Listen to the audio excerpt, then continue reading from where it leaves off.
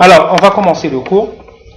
Bon, le cours d'aujourd'hui, c'est juste une implémentation d'un multiplexeur 4/1 en utilisant le logiciel Vivado, c'est-à-dire un logiciel qui nous permet d'implémenter sur la carte Nexus 4. C'est une carte que nous avons déjà vue au cours. C'est la carte de Digilint. C'est une carte FPGA. Voilà, la carte qui contient un FPGA de Xilinx, l'article 7, c'est le XCA Santé. Alors, on va essayer d'implémenter sur cette carte FPGA un multiplexeur 4/1 dans 4 entrées, 2 lignes d'adresse et une sortie. Les entrées et les adresses vont être simulées en utilisant les microswitches de la carte de S0 jusqu'à SW0 jusqu'à SW5, et la sortie S, elle va être simulée au niveau de la sortie de la LED. C'est-à-dire, on va faire un exemple pratique en utilisant la carte Nexus 4. Alors, pour commencer, pour le logiciel Vivado, après l'installation du logiciel Vivado à partir du site Xilinx, on va essayer de créer un autre projet. C'est-à-dire, on va créer un autre projet. Alors, on commence par Create New Project. On va appuyer sur le Create New Project. Alors, Next, on va donner un nom à ce projet. Par exemple, Mix 4 V1. Bon, version 1. Par exemple, on va essayer de faire plusieurs versions par la suite. Next. C'est un projet RTL. RTL qui veut dire Register Transfer Level. Alors, suivant, on va rien ajouter pour le moment. D'accord? Next. Next. On va choisir le processeur X67A 50 TCS J324-1. C'est-à-dire le processeur qui se trouve, c'est le processeur FPGA qui se trouve dans la carte Nexus 4. C'est l'article 7 de cette version. Alors, avec finir,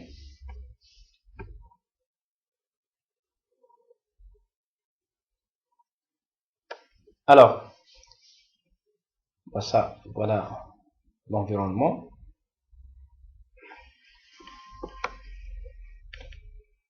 Alors, dans ce cas, dans Design Source, on va créer une source avec Add Source. On va créer une source.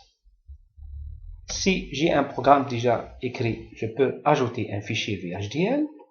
Si j'ai pas un fichier, c'est-à-dire qui est déjà préparé, je vais créer un fichier create.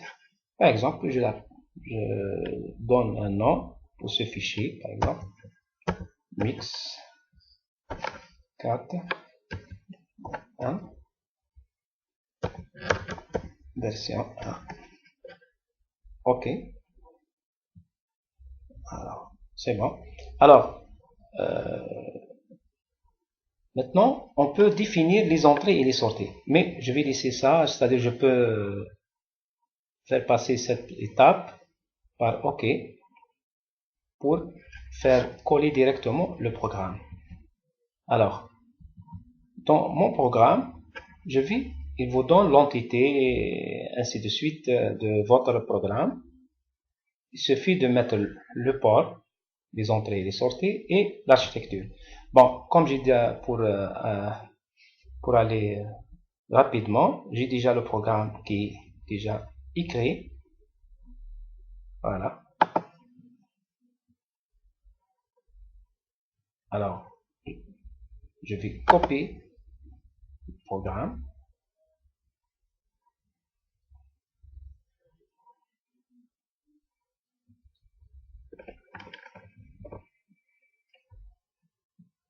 Alors, et je vais coller directement ce programme.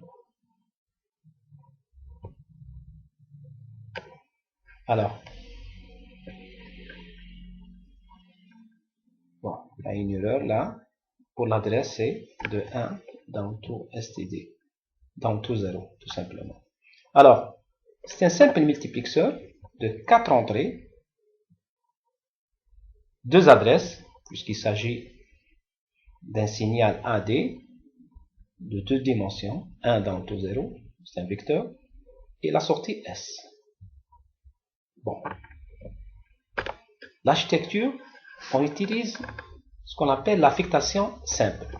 Nous avons vu au cours l'affectation simple, l'affectation conditionnelle et l'affectation sélective. Bon, pour cette première version, on utilise l'affectation simple.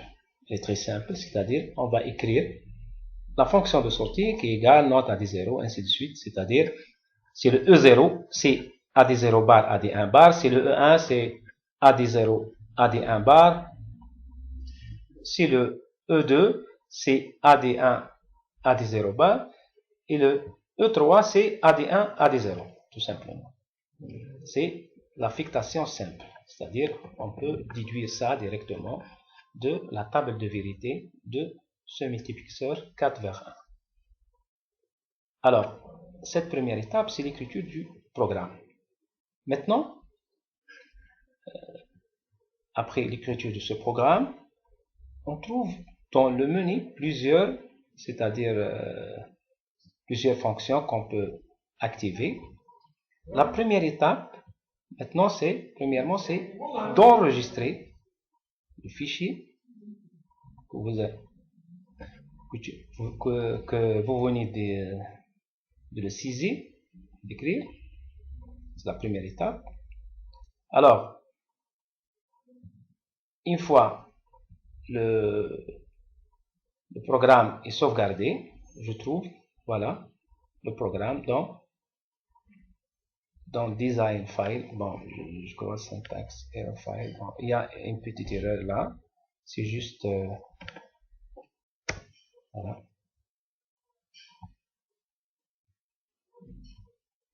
D'accord, c'est bon. J'ai généré l'erreur. C'est juste, c'est une partie du programme précédent qui a été généré par le logiciel. Alors, une fois le programme est écrit, aucune erreur est apparue, c'est-à-dire aucun alignement, surlignage à droite, c'est-à-dire rouge, quoi. Alors, maintenant, on va commencer par la partie la plus importante. Là, c'est ce qu'on appelle, on va générer le schéma RTL. Alors, pour cela, il faut lancer l'élaboration du design.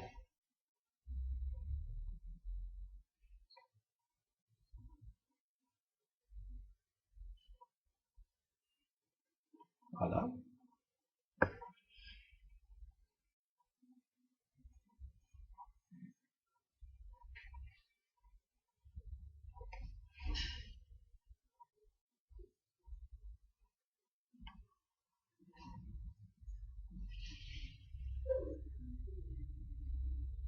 Après l'élaboration du design, il va vous générer un schéma RTL.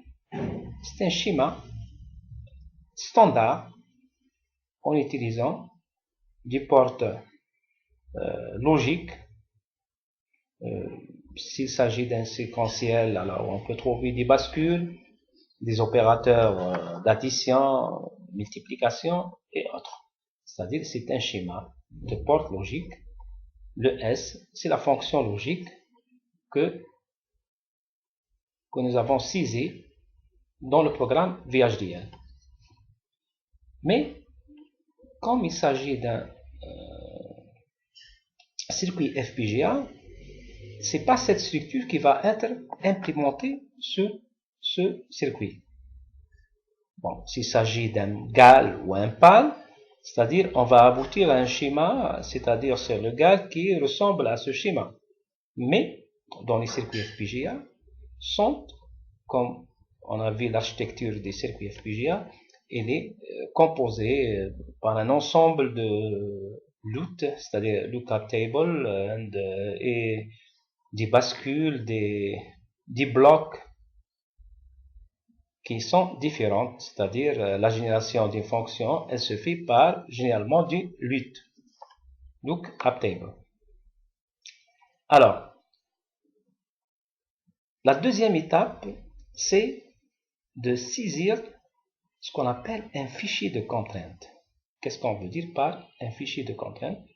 Bon, ce fichier de contrainte, c'est un fichier là où je vais définir où se trouve l'entrée E0, où se trouve l'entrée AD 1, 0, E1, E2, E3, ainsi de suite, et la sortie S.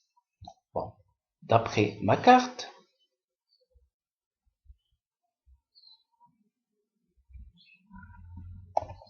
le schéma donné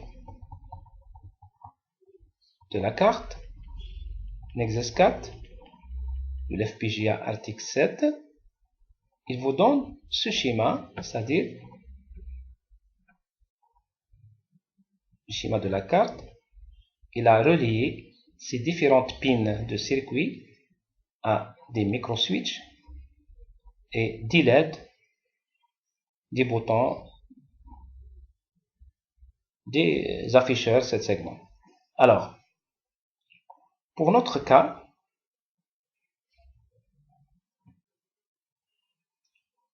l'entrée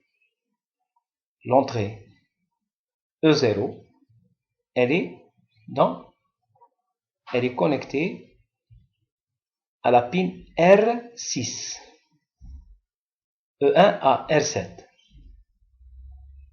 E2 à U8, E3 à U9, l'adresse 0 à V7, l'adresse 1 à R5 et la sortie S à T8 qui est raccordée à la LED.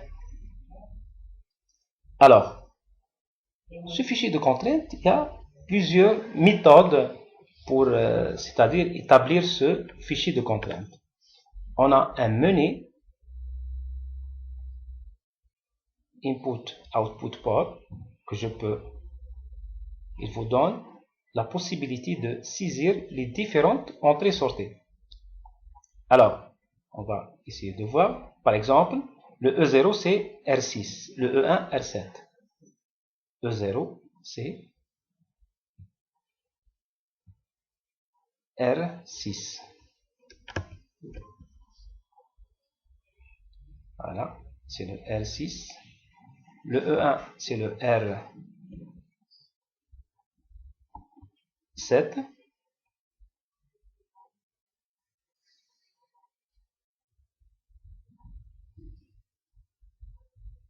E2 U8.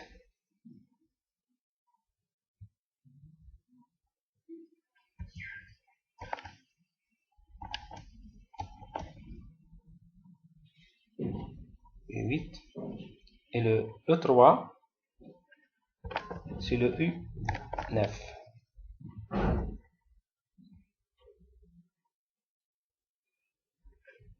L'entrée AD0 et AD1, AD0 V7 et le AD1 R5, V7 R5.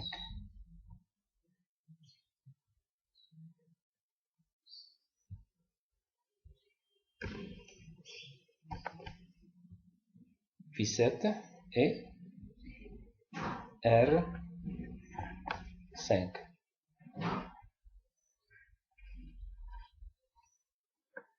Maintenant, la sortie S.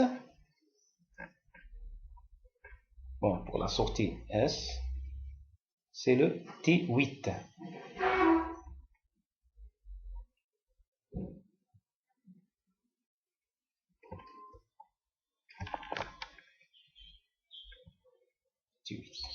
Bon,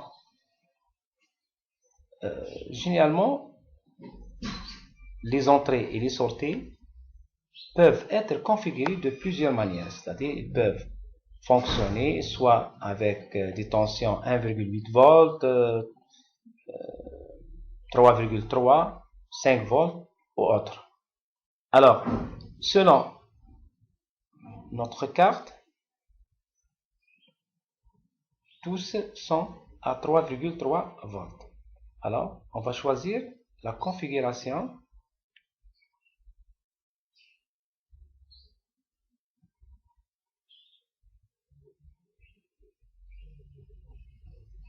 LV CMOS 33.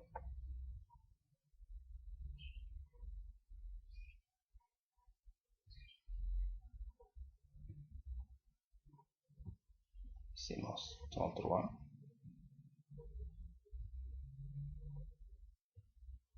3. La même chose pour la sortie. Très bon. Maintenant, on va sauvegarder. Il va vous donner, c'est-à-dire une fenêtre pour saisir le nom de fichier de contrainte. C'est-à-dire, on va sauvegarder cette configuration d'entrée-sortie selon les pins de notre FPGA dans un fichier. Bon, on va l'appeler const 1. OK. Il va sauvegarder ça. On peut voir ce fichier, c'est-à-dire c'est un fichier d'extension XDC. Ce que nous avons saisir dans cette fenêtre, il va être écrit avec une autre façon dans ce fichier. C'est-à-dire, pour cela, on peut soit saisir les différentes entrées-sorties avec ce menu, le choix des entrées selon la pin, ainsi de suite, soit on peut écrire directement le fichier avec cette propriété,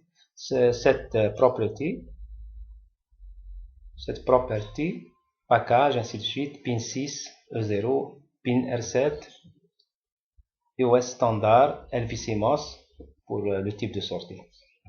Là, c'est les pins et là, c'est le type de sortie, c'est-à-dire 3,3 volts.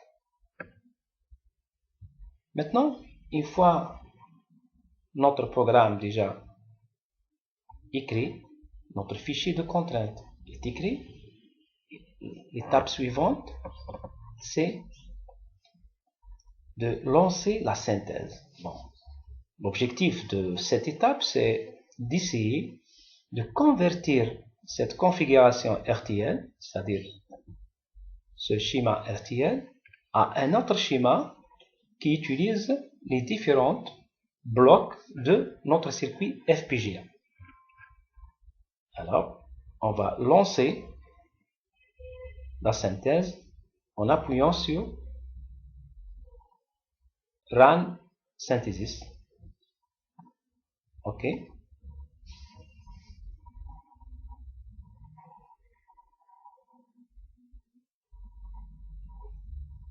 Bon. C'est-à-dire la synthèse va durer un peu du temps selon votre PC puisqu'il va utiliser toutes les ressources du circuit FPGA. Alors, pour notre schéma, ce schéma, on a utilisé que l'affectation simple. L'affectation simple. On va expliquer ça en attendant la fin du synthèse, l'implémentation. C'est l'étape suivante qui va suivre la synthèse. On va expliquer qu'est-ce qu'on veut dire par implémentation. Alors, comme vous savez là, on a déjà fait la programmation VHDL. On commence par la déclaration des bibliothèques. On va utiliser généralement la bibliothèque I3E. Bon, c'est C'est un consortium qui est très connu, les 3E. Bon, la synthèse est accomplie. Il nous demande soit d'ouvrir la synthèse, soit d'exécuter l'implémentation. Bon, l'objectif de l'implémentation, c'est une étape qui vient après la synthèse, c'est-à-dire parmi les blocs qui a choisi la synthèse, quels sont, où sont au niveau du circuit FPGA. Puisque par exemple, on trouve, il va utiliser par exemple un LUT de 6 entrées, mais dans le circuit FPGA, il existe par exemple 100 LUT. Parmi les 100, quel est le LUT qui va être utilisé? C'est-à-dire, c'est la position réelle de notre circuit, dans notre circuit FPGA. Alors, on va lancer l'implémentation.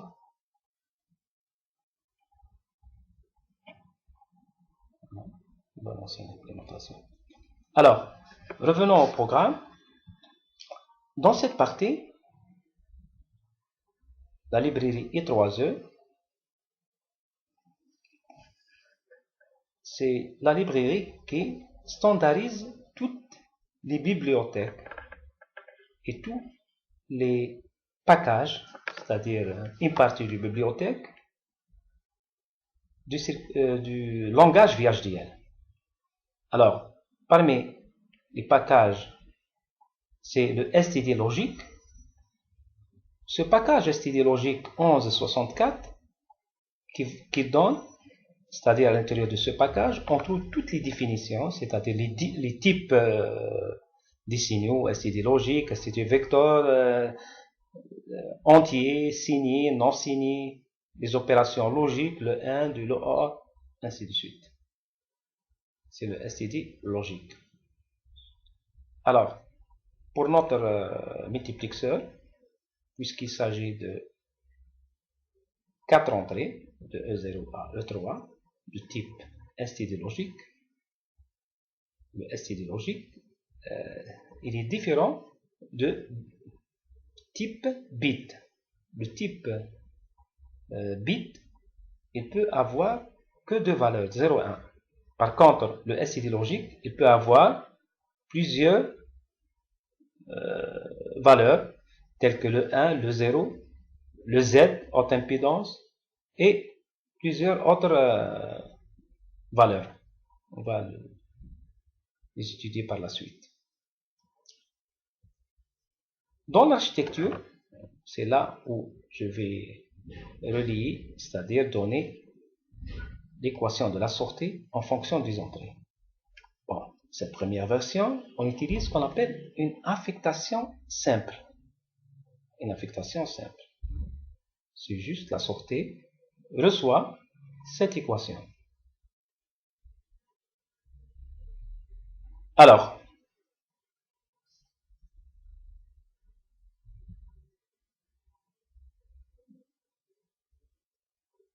terminé. L'implémentation est faite, c'est bon. Alors,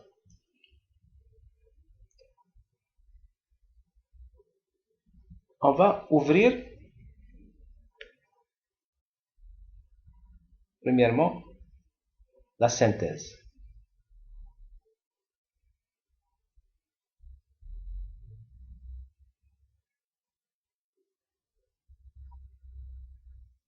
Dans la synthèse, on va afficher le schéma généré après la synthèse.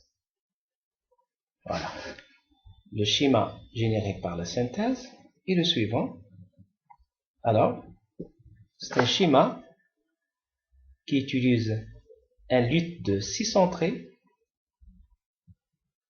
des buffers au niveau des entrées et un buffer de sortie. C'est-à-dire, on remarque bien là que aucune entrée-sortie au niveau de ce schéma, puisque ce logiciel va essayer d'implémenter la fonction qui se forme de porte AND et OR à une autre fonction en utilisant un lookup table.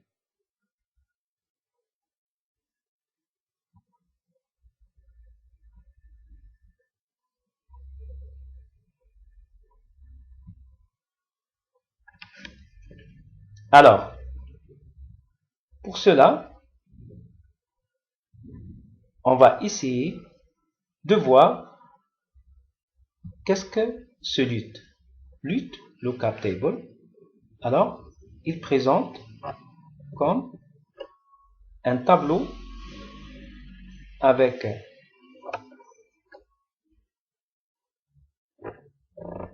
des valeurs pour générer cette fonction. Les entrées sont de I0 à I5, 6 entrées. Le I0, c'est-à-dire de E0, E1, E2, et AD0, AD1.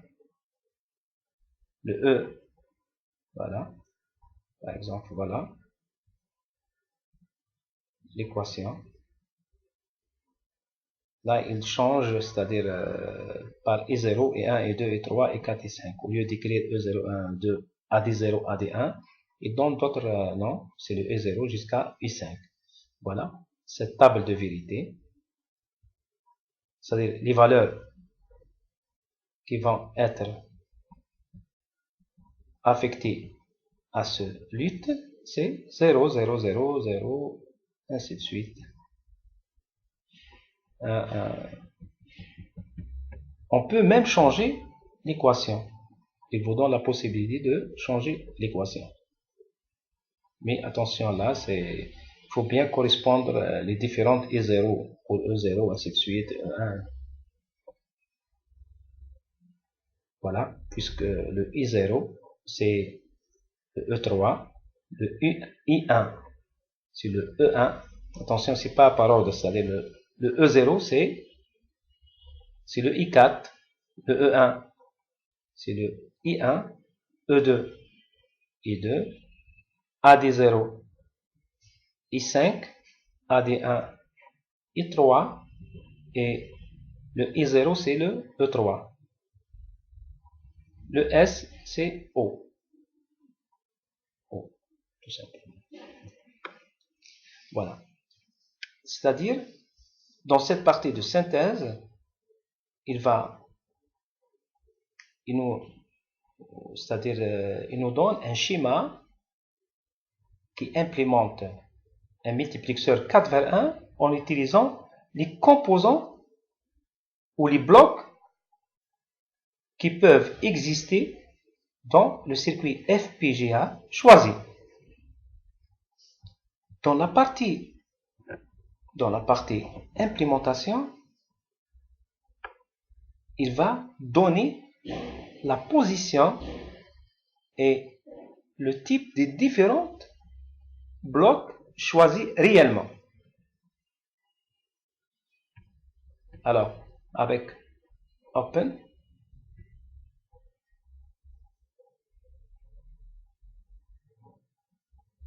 on va ouvrir l'implémentation. Alors, comme vous voyez là, dans l'implémentation, c'est notre circuit. C'est un circuit carré de 18 par 18 pins. Pour la ligne, elle est numérotée de 1 à 18. Pour la colonne, pour les colonnes, c'est de A à V. Exemple, pour notre entrée E0, elle est dans R6. R6. Alors, voilà, R6. C'est la pin R6. C'est la pin R6. Celle-là, c'est la pin R5. C'est AD de 1. Voilà, c'est E0. E1.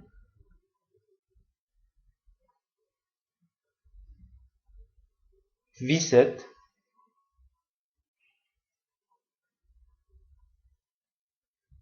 E3. E2. Ainsi de suite. C'est-à-dire, c'est différents plans. Maintenant, au niveau de cette fenêtre device, il va nous montrer les différentes connexions entrée et sortie. Pour cela, avec netlist, alors par exemple,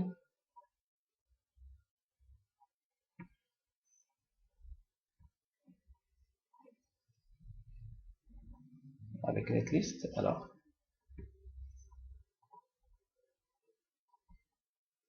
par exemple AD0, c'est l'entrée. AD0, c'est au niveau de l'entrée V7. Voilà, puisque là AD0 c'est V7. On trouve que l'entrée, ce buffer, réellement possède plusieurs blocs, c'est-à-dire on peut le configurer soit avec une résistance de rappel, c'est-à-dire pull up ou pull down, avec un circuit électronique pour configurer le type d'entrée, est-ce que 3,3 ou autre, par exemple 1,5, 1,8 ou autre. Alors, exemple, alors, toujours avec cette entrée AD0, normalement, qui va être reliée au LUT. Alors, je vais, avec la fenêtre, augmenter ça, agrandir.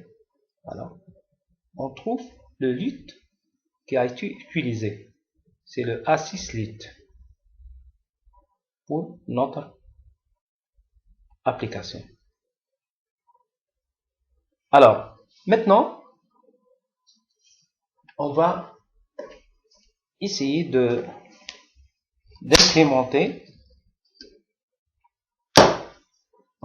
d'implémenter réellement, transférer le programme sur la carte.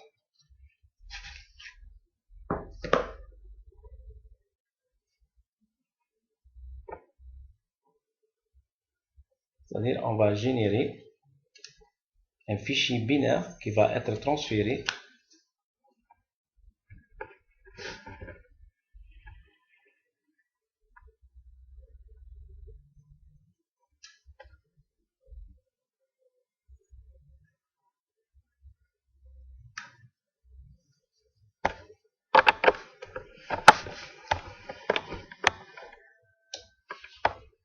Alors, pour cela, avec Open Hardware Manager,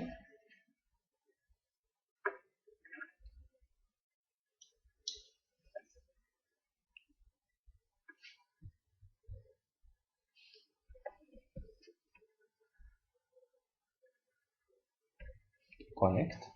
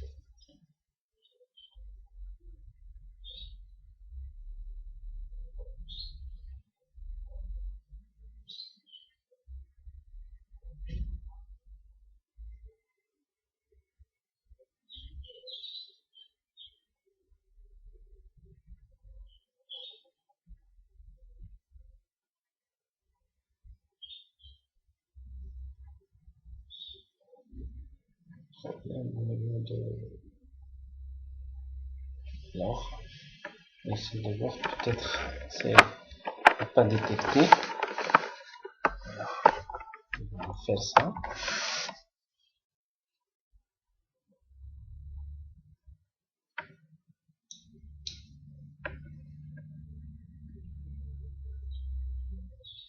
Voilà. Il a détecté la carte. Programme device.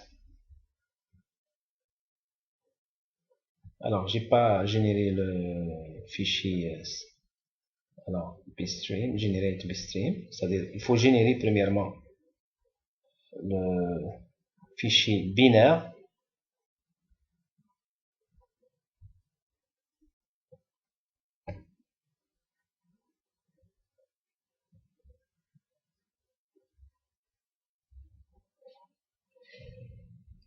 Alors, programme device. On n'a pas généré de fichier.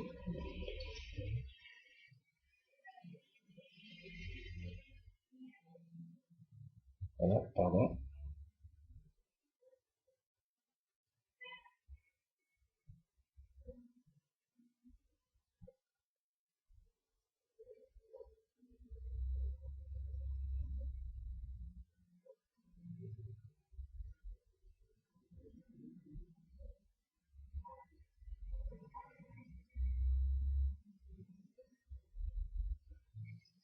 Bon, elle va prendre un peu du temps.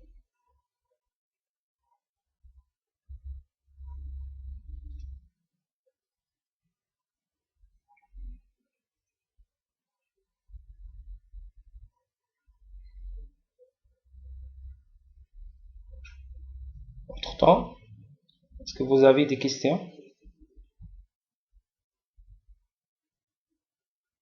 Vous pouvez poser des questions.